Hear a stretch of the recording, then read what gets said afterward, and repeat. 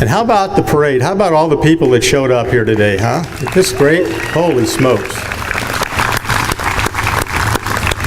And I can tell you that this is the largest contingent of veterans walking in our parade that I think we've had in 20 years I've been doing this. And that goes primarily to the efforts of our senior citizens and their leader. How many know Claudia? Thank you so much. You did a great job. She told me that she didn't want to be on my committee because she didn't like working on committees that didn't do anything. So I gave her 3 jobs, and veterans attendance was one of them. Get me a speaker, that was another one. Something I'd been trying to do and trying to come up with somebody new, and she did it in about 10 minutes.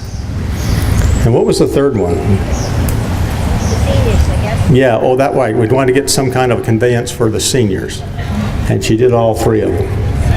So guess what about next year? You're going to be on this committee. Probably going to be the chairman of it, actually. Let us pray. As we gather here today to remember those that passed, those that created this country and the freedoms that we have, and those that continue to volunteer, those who join our junior ROTC groups, those who, as we saw last Friday, stand to be recognized in their senior class for having enlisted in the service. So we have a huge group of people who have dedicated their lives. 1.1 million Americans have died in the pursuit of liberty in this country over the years. And that's a lot of people who have donated, and the wonder is that we still have patriotic people who believe in the concept of democracy and freedom and come forth. And we remember them today. Memorial Day has been primarily a thing about remembering those that have passed. But today we have a lot who have come home who have lost a big piece of them in the war. And we need not to forget them as well. I thank you all for coming here, and Lord bless all of us. God bless America. Next is a vocal rendition of the national anthem by the Green family.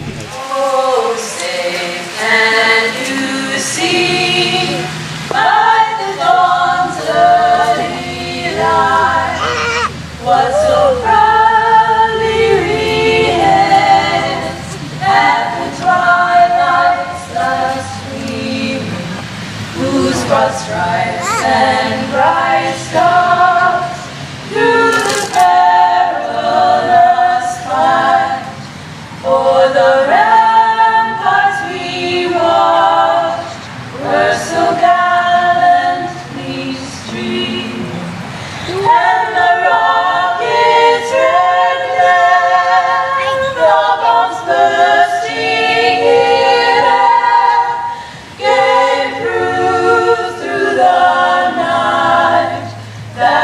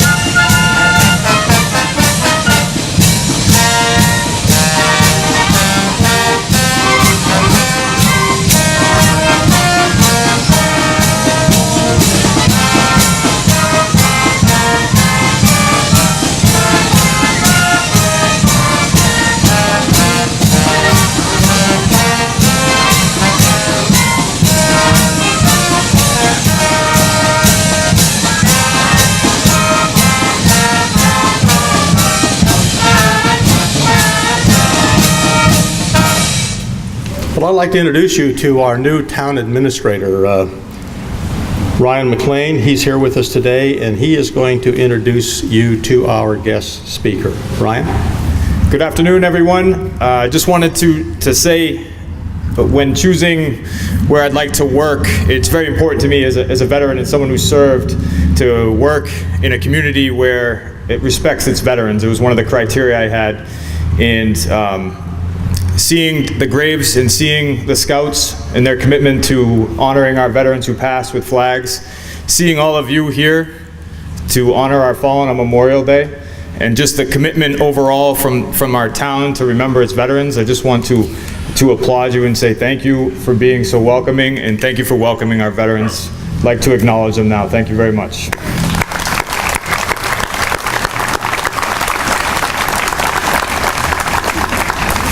I'd also quickly like to thank our Department of Public Works and our public safety officials for the effort that they put in to make this parade happen and to make the town look so great for Memorial Day. So if we could thank them, I would appreciate it.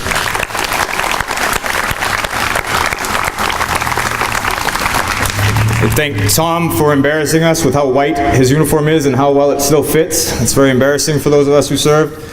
And Claudia, thank you so much. You can tell who's in charge because I told Claudia there's no way I'm going to wear a hat, so she won that fight and did a great job. Thank you so much.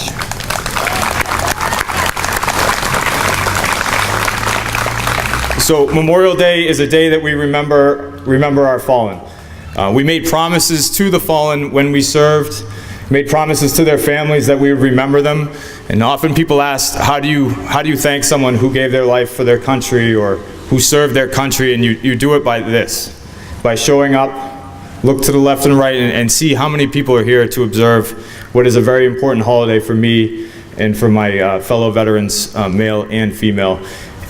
And also that promise to commit to our veterans and their families, those who haven't passed and those who are still living. And I'm very proud to announce that our new veteran service officer is our guest speaker, has committed to office hours in this community every single week and has an outreach plan that will try to find our veterans, to bring them out, and to make sure that they get everything that they deserve. We considered over a dozen candidates for the veteran service officer position to replace the great George Kincannon. Jared Sharp came out on top, a two-tour Iraq veteran, someone with a wealth of experience in VA claims and helping veterans to get the services they need, is fully committed to that cause, and you'll see that soon as we continue to help our veterans under his leadership. So without further discussion, I'd like to introduce Jared Sharp, our guest speaker and our veteran service officer. There's a lot of people here. Thanks for coming. I'd like to thank all of you for this wonderful opportunity and the ability to share my experiences, thoughts, concerns regarding this incredible, painful day called Memorial Day. When I was asked to give this speech, I was asked to talk about what does Memorial Day mean? What does it mean to you? Memorial Day is a day of remembering the fallen heroes of this nation. It is a day of remembering those who have died in service to this country. So I'd like to take a short moment of silence to reflect on this reality. I want you to think about the men and women who have died for this country. They will never come home alive. They will never breathe fresh air. They will never feel the embrace of their mother, father, wife, and children. They will never taste another meal, dessert, or a favorite drink. Their bodies are buried in the ground, cold, dead, and decaying. And I don't say this to be grim, but I want you to really reflect on the reality of what it means to send someone to war and when someone dies for this great country. Many of these veterans are forgotten, despite their names being written on a wall somewhere far away from where they fell. I want you to cry for them, weep for them, and ask forgiveness for sending them to war. I want you to thank them for dying for you, for me, and for everyone here today. For those who could not make it, for those who do not care, and even for those who hate them. They sacrificed all so that we didn't have to. This is the reality, so please really take a moment today to reflect on our fallen. I've only met a few of you, so I'd like to take a quick moment to give a brief introduction for who I am and why this day is so important to me. As Ryan said, my name is Jared Sharp, and I am a U.S. Army infantry combat veteran. I joined the Montana Army National Guard after 9/11 at the age of 17 for their split option program. This basically means that between my junior and senior year of high school, I went to Fort Benning, Georgia for basic training.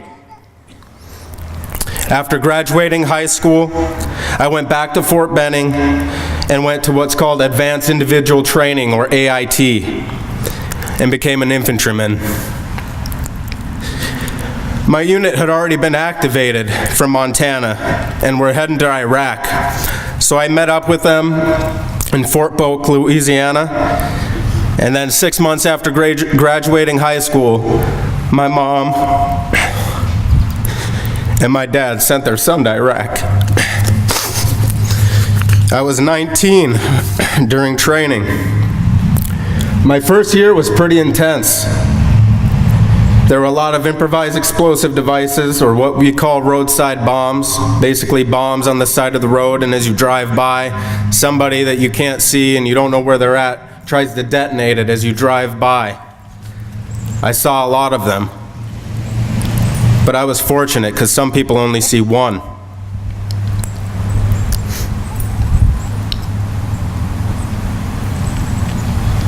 It was difficult for me to come home to a country that didn't seem to care or understand. Certainly there were some who showed their support, but most people had no idea what we had just gone through. I did not even realize the full extent of what had happened. I entered college shortly after my return through a program called Veterans Upward Bound and the GI Bill, getting help from mostly Vietnam veterans and some civilians who cared. However, I struggled to reintegrate. My family did not understand me, and the people I met also did not understand. As a nation, we have become ignorant and often indifferent of sending young men and now women to war.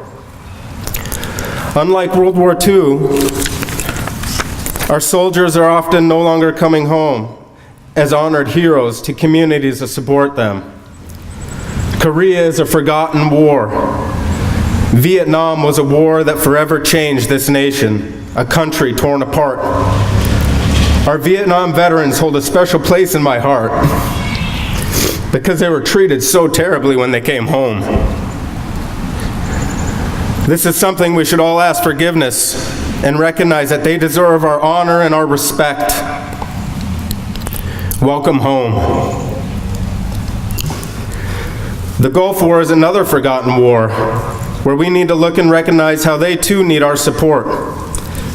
There are numerous other conflicts where men and women have died serving this country, to include Cuba in '61, the Dominican Republic in '65, Lebanon in '82, Grenada in '83, the Gulf War, as I mentioned, Somalia, Haiti, Panama, Bosnia, Kosovo, Afghanistan, Iraq, and the continued wars on terror.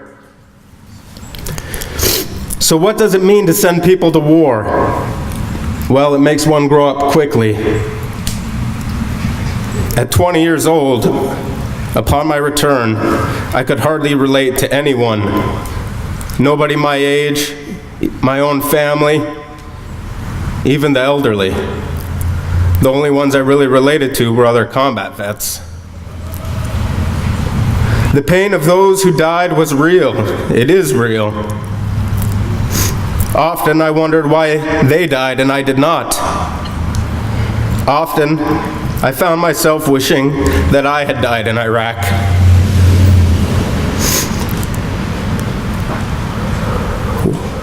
One therapist later told me, over there, it's only inches and seconds. Isn't that the truth? 1 inch or second later, I could have been dead or watched my buddy blown to bits, crying out for his mother. But I'm not dead. But there are many who are. And this is why we must remember them in our thoughts and in our prayers. The struggles of returning home are also very real. This is why I do what I do now. As a new veteran service officer for this great community, I want to thank you from the depths of my heart for showing your support to our fellow veterans. We must remember our fallen comrades, and let us not forget about the invisible wounds of war. I can promise you, a piece of me died in Iraq. I imagine any veteran could tell you the same. We will never be the same. So as we take time this day to realize this is primarily a day for remembering those who died in service to this country, let us also remember this as a day to show our appreciation to all veterans who will forever be changed from combat and service. Small events like this, the flags in the cemeteries, and other forms of recognition mean so much to us, even if we pretend they do not. Also, let us not forget those who did not transition well. I know of 2 soldiers personally who have ended their lives after returning home from Iraq and Afghanistan. The vast majority returned to careers and relatively smooth transitions, despite the struggles that they face. However, it could take over 30 years to realize the scars and the depths of pain caused by war. I've seen it myself with Vietnam veterans who hadn't felt much because they just got busy, got to working, having a family. And 30 years later, the pain creeps up. They have trouble sleeping. They remember the scars of war. Also, let us remember the families who have lost their lives, has lost their sons and daughters to these wars. After my second year-long tour, 5 years after my first, I received more help. I got married. I finished my master's in education, and I moved to Massachusetts to begin a career in teaching originally. Little did I know that moving to Mass would lead me to veteran services, helping my fellow veterans. And I've learned so much over the last few years, I couldn't even possibly imagine. I now help veterans with employment and training with Veterans Inc. and various other veteran services, benefits for the towns of Hubbardston, Ashburnham, Westminster, and even across the country. So with all this being said, I would like to finish with a quotation I really love. It's attributed to Charles Province. Maybe some of you have heard it. I'm sure many have not. But I want you to listen and let it sink in. It's one of my favorites. It is the soldier, not the minister, who has given us freedom of religion. It is the soldier, not the reporter, who has given us freedom of press. It is the soldier, not the poet, who has given us freedom of speech. It is the soldier, not the campus organizer, who gives us freedom to protest. It is the soldier, not the lawyer, who has given us the right to a fair trial. It is a soldier, not the politician, who give us the right to vote. It is a soldier who salutes the flag, who serves beneath the flag, and whose coffin is draped by the flag, who allows the protester to burn the flag. It is the soldier. Again, I want to thank you for your time. Thank you for listening to me. Thank you for inviting me to your great community and becoming the Veteran Service Officer for this great town. And I want you all to have a blessed Memorial Day. And please do not forget those who have sacrificed this for this country, and especially those who have gave all. Thank you. Next on our agenda here is a salute to the services. You may recall, those of you who have been coming to our Memorial Days, we've had a wreath out front. We used to have a veteran go up, and we started with the Revolutionary War and all the way up to whatever we were doing currently, and put the poppy in. And unlike, fortunately, you know, we didn't have all of these young men around then. We had a bunch of older guys, and they were having trouble walking up there by themselves. So we changed that, and we, for the last few years, have gone through a rendition of, starting with the Revolutionary War, how many Hubbardston residents are buried in our own cemeteries. That number's up to about 328 now in our, since the Revolutionary War. It's quite a, for a small town, that's a lot of people. But today what we're going to do is we're going to do a treat or a salute to our different services by having a representative from each of the services come forward and put in a poppy. We'll start with the United States Air Force.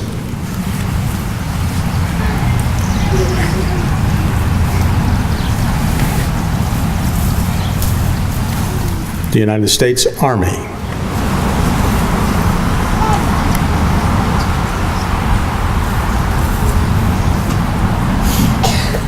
The United States Marines.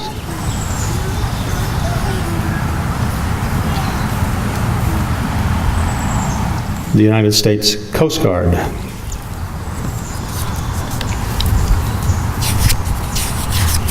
Thank you, gentlemen. Did I forget the Navy? Holy smokes. United States Navy. Please don't put that in the paper. I was presented a poem to read, and I just couldn't find the right place to put it into this program. I kept it with me. But Jared, I think you gave me an opening to go here, so I'm going to try it. Don't see what you see in Navy captain here. See the flag. Some people call me Old Glory. Others call me the Star-Spangled Banner. But whatever they call me, I am your flag, the flag of the United States of America. I remember some time ago, people lined up on both sides of the street to watch the parade, and naturally, I was always there, proudly waving in the breeze. When your daddy saw me coming, he immediately removed his hat and placed it over his heart. Remember? And you? I remember you standing there straight as a soldier. You didn't have a hat, but you were giving the right salute. Remember your little sister? Not to be outdone, she was saluting the same as you, and her hand over her heart. Remember? What happened? I'm still the same old flag. Oh, I have added a few more stars since you were a boy, and a lot more blood has been shed since those parades of long ago. But I don't feel as proud as I used to. When I come down the street, you stand there with your hands in your pocket. I may get a small glance, but then you look away.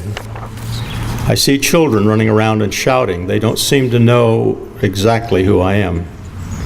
I saw one man take off his hat and look around, and he didn't see anybody else with his hat off, so he quickly put it back on his head. It is not a sin to be patriotic, I don't believe. Have you forgotten what I stand for, where I've been? Anzio, Normandy, Omaha Beach, Guadalcanal, Korea, Vietnam, Afghanistan, Iraq. Take a look at the memorial honor rolls here sometime. Look at the names of those who never came back in order to keep the republic free. One nation, under God. When you salute me, you are actually saluting them. Well, it won't be long until we'll be coming down your street again, So when you see us, stand straight. Place your right hand over your heart. Salute by waving back. I'll salute you by waving back, and I'll know that you remembered. Oh, beautiful for spacious skies, forever waves of grain, for purple mountains, majesties above the fruited plain. America, America, God shed His grace on thee, and crown thy good with brotherhood, from sea to shining sea, from sea to shining sea.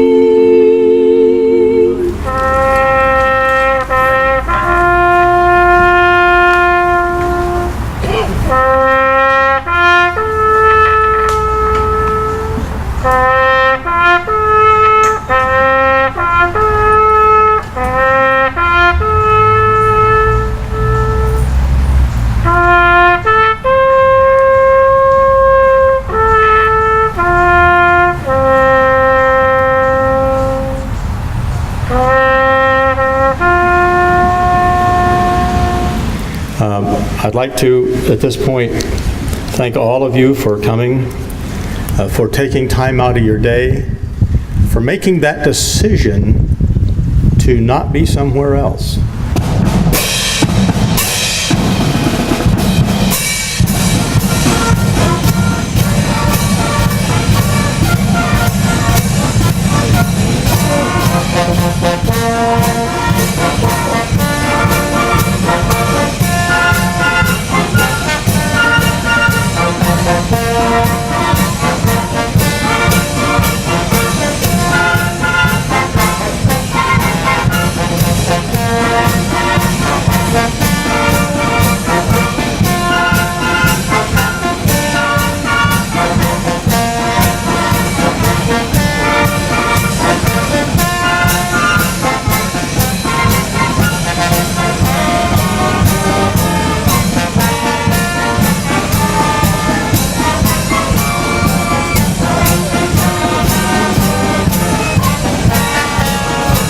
Try and get a picture?